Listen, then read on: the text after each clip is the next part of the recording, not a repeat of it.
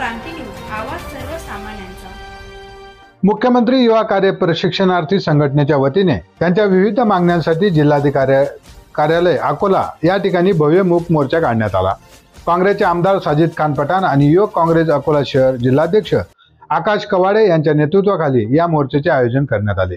मोठ्या संख्येने प्रशिक्षणार्थी आणि समर्थकांनी या आंदोलनात सहभाग नोंदवला आहे। मुख्यमंत्री युवा कार्य प्रशिक्षण योजनेअंतर्गत 6 महिने यशस्वीरित्या प्रशिक्षण पूर्ण केलेल्या उमेदवारांना कायमस्वरूपी नोकरीची संधी देण्यात यावी अशी प्रमुख मागणी या आंदोलनातून करण्यात आली आहे। याशिवाय शासकीय विभागातील भरती प्रक्रियेत प्रशिक्षणार्थ्यांसाठी 10% जागा राखीव ठेवाव्यात अशी प्रमुख मागणी या ठिकाणी करण्यात आली होती। या मोर्चादरम्यान प्रशिक्षणार्थींनी कोणताही गोंधळ न करता शांततेच्या मार्गाने सरकारपर्यंत आपला आवाज पोहोचवण्याचा प्रयत्न केला आहे।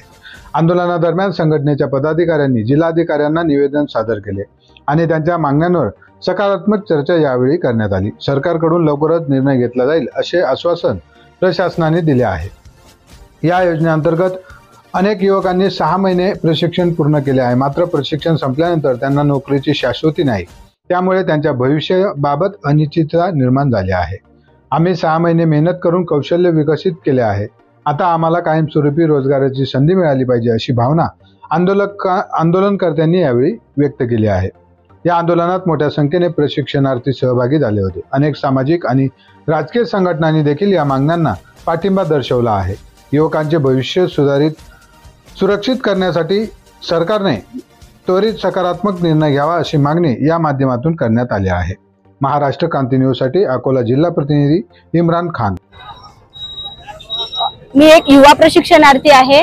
आम्ही अकोला जिल्ह्यातले जे युवा प्रशिक्षणार्थी आहेत त्यांना आम्हाला सरकारने रोजगार दिला आहे 6 महिन्यासाठी।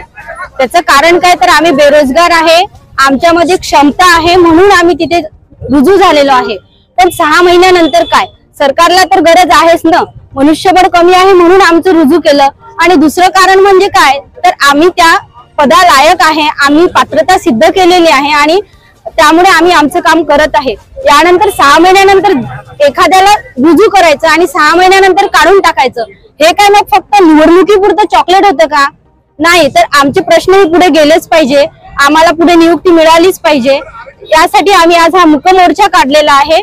त्यामुळे याकडे पूर्ण मीडियाने आमच्याकडे दखल घेतली पाहिजे अशी आमची नम्र विनंती आहे। हा मोर्चा कुठून निघाला आणि हा मोर्चा स्वराज भवन पासून निघालेला आहे आणि आता आम्ही शेवट इथे कलेक्टर ऑफिस जवळ करत आहे। आमचे काही प्रतिनिधी 5 प्रतिनिधी आतमध्ये कलेक्टर जवळ गेलेले आहे, ते प्रतिनिधित्व करत आहे, त्यांनी निवेदन पण दिलेलं आहे। यानंतर तुम्ही आम्हाला सपोर्ट करा अशी आमची नम्र विनंती। मागण्या पूर्ण झाल्यास काय करता? तर मागण्या पूर्ण झाल्यानंतर आम्ही सरकारचे आभारच मानणार आहे। मागण्या पूर्ण नाही झाल्यास मागण्या पूर्ण नाही झाल्या तर आम्ही तीव्र आंदोलन करणार आहे, माघार घेणार नाही, कारण हा आमचा हक्काचा लढा आहे। अशाच नवनवीन बातम्या पाहण्यासाठी आमच्या महाराष्ट्र क्रांती न्यूज या YouTube चॅनलला लाईक करा, सबस्क्राईब करा आणि बेल आयकॉनला प्रेस करा।